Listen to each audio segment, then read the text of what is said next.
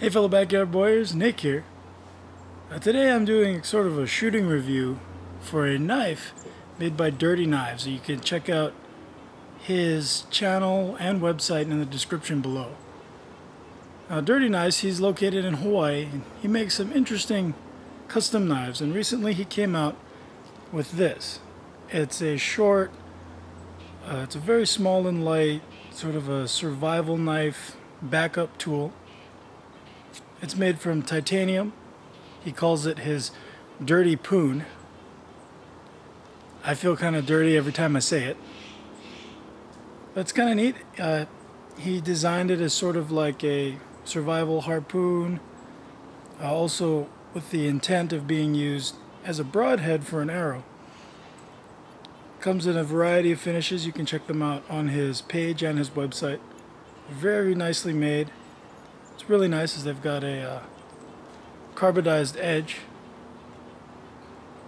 so it holds a really nice edge even though this is titanium. And even though it's light, it's still got good weight to it for an arrowhead at 160 grains. And he sent me the grain variance was, I think, around 3 grains, which is pretty good variance for these types of things. Also comes with a neat little sheath. Makes a very nice neck knife, very light, very thin. So what I did is I went ahead and I mounted it on an arrow.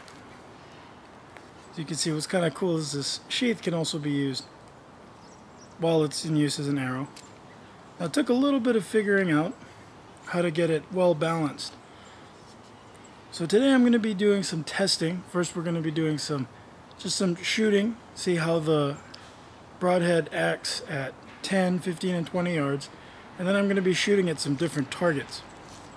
As a sort of comparison, I've got a Zwickey Eskimo 2 blade. This is one of my favorite hunting broadheads. As you can see, they look slightly different. This is lashed on with artificial sinew. As you can see, I had to sort of put it off center. Otherwise, if I were to center this and get the weight centered, what was happening is that because of the way the edge is oriented, it was very off balance. This way it flies fairly true, and it's kind of an interesting way to use the pinholes on this. Another cool thing about this is that there's actually very few places where the wrapping can get worn down. So this is a very long-lasting method of lashing this to an arrow.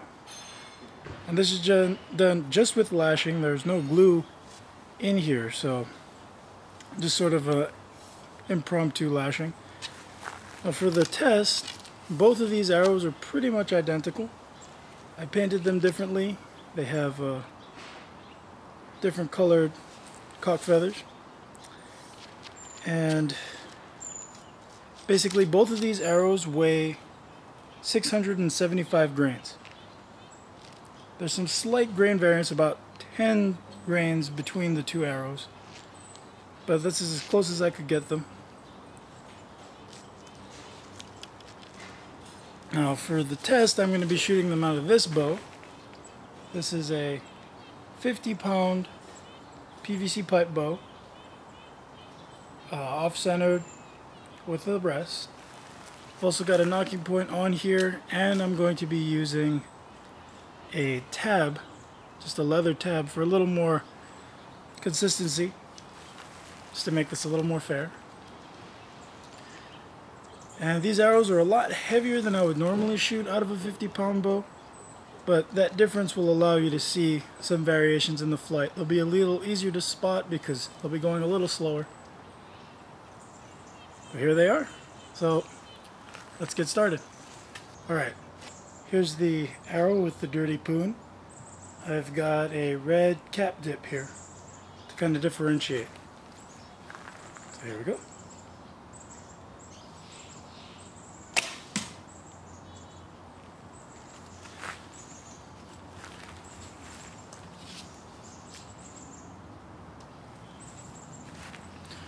Here's the 2 blade I've got a green cap dip on here, so you can differentiate between the two. There we go.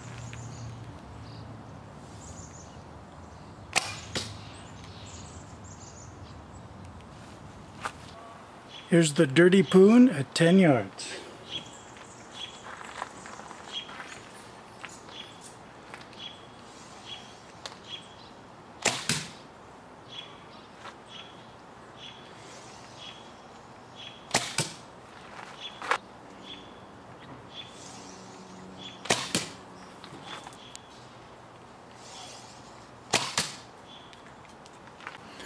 Here we are at 10 yards with the 2-blade.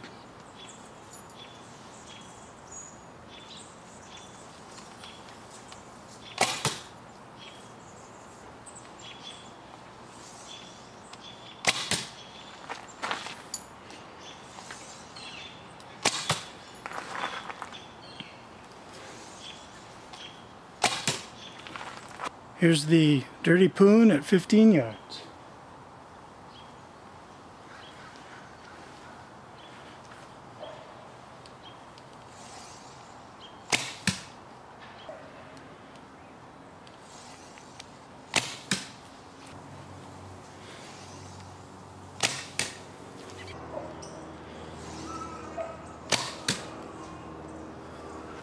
Here's the 2-blade at 15 yards.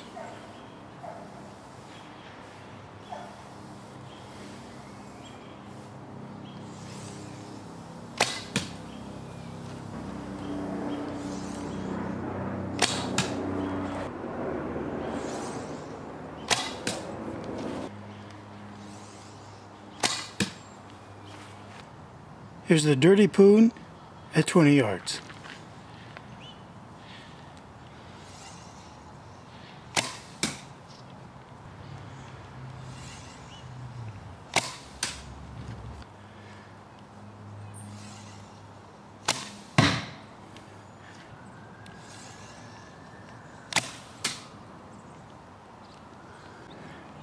Here's the 2-blade at 20 yards.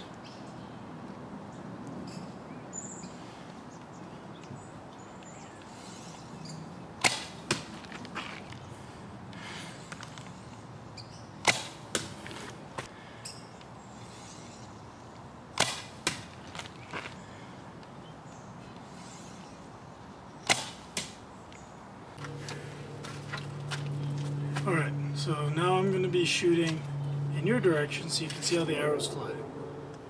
I'm going to be shooting once at 10, once at 15, and once at 20 yards. And I'm going to be starting off with the Dirte Poon. So, here we go.